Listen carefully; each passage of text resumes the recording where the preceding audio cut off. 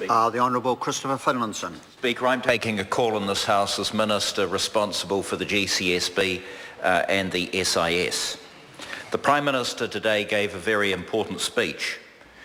He has said more than ever has been said in this country about some of the security threats facing this nation. While there are very good reasons why we can't say or talk about everything our security agencies do, the Prime Minister has made the remarks he has made today because within the limits on what we can say, we intend to say and explain whatever we can, whenever we can. The threat to New Zealand from foreign fighters and would-be foreign fighters to which the Prime Minister has referred today should not be a cause for alarm. It should, however, serve as a reminder that the view that New Zealand exists in a benign strategic environment is misguided. As Mr McCulley has said, let us not think we're immune to the threats posed to other Western countries. We've all seen the increase in parliamentary security around these precincts over the past 2 weeks, and a number of people in this place will have visited the Canadian Parliament. The shock felt in Ottawa 2 weeks ago attests to the completely unexpected nature of the violence. The threats we and our friends face are new threats, and we have to respond in a considered manner, but we must respond. First, I want to endorse what other honourable members have said about humanitarian assistance, and I think Mrs King put it very well when she explained the meeting that she and I had with members of the Iraqi community in Wellington just a couple of weeks ago.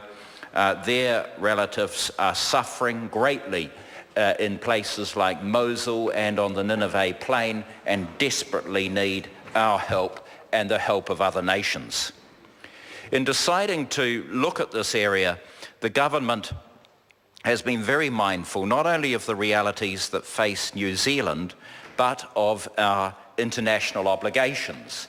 And Mrs King rightly, in my opinion, referred specifically to UN Security Council Resolution 2178, adopted unanimously on 24 September 2014 under Chapter 7 of the UN Charter.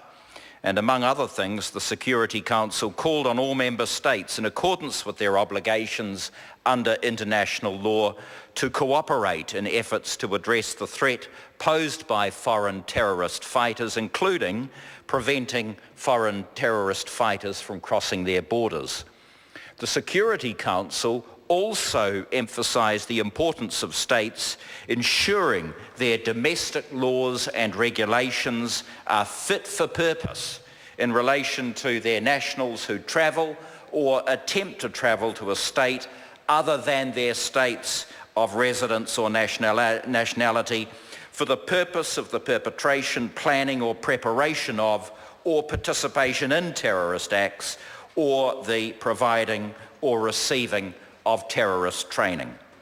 The Greens have singularly failed to acknowledge the substance of this resolution this afternoon.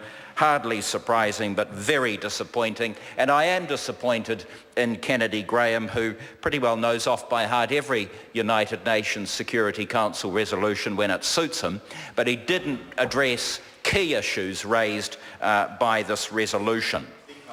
New Zealand has legislation which, on paper at least, addresses these issues. But the legislation is not perfect. It has gaps. It does not contain all the tools that we require. Our actions to date are in accordance with our international obligations. The problems we confront are not ours alone. They span countries and they span borders. We would be neglecting our responsibilities not to address them.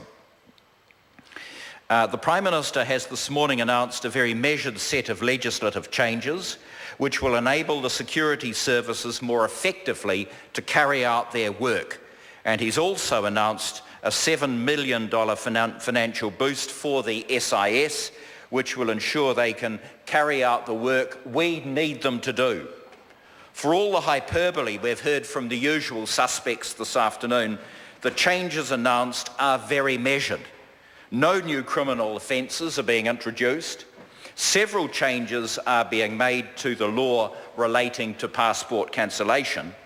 Several changes will make it easier for the NZSIS to carry out operational activities most New Zealanders would probably already think they're able to carry out.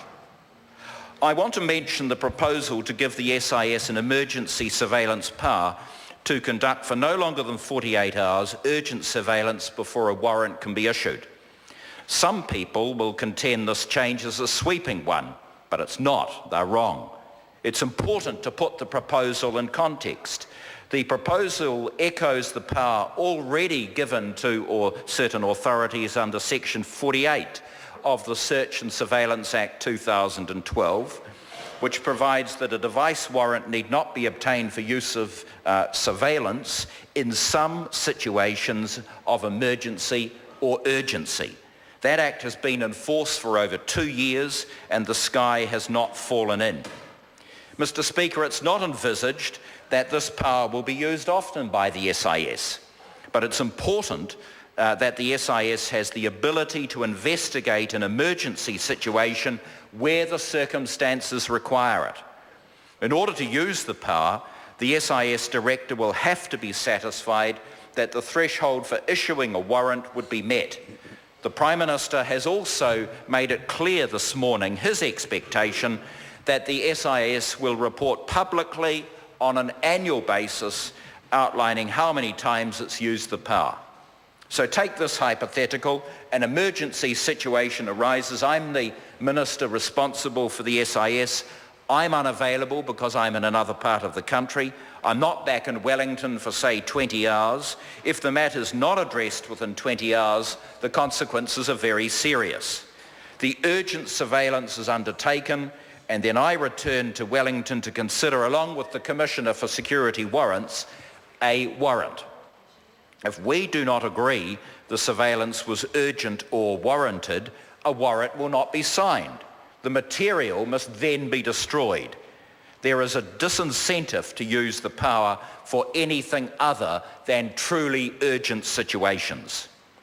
Mr. Speaker, I look forward to the important debate the House will have when the legislation is introduced.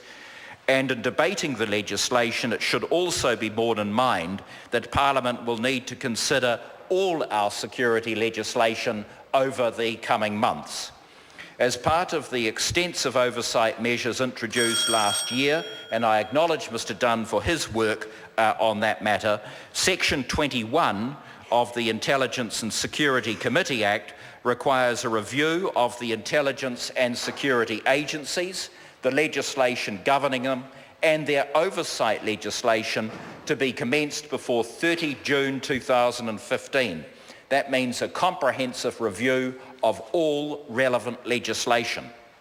So, Mr. Speaker, there will be a lot of work for this House to do in this area in the next 12 to 18 months. And as I said last week, there has to be robust debate.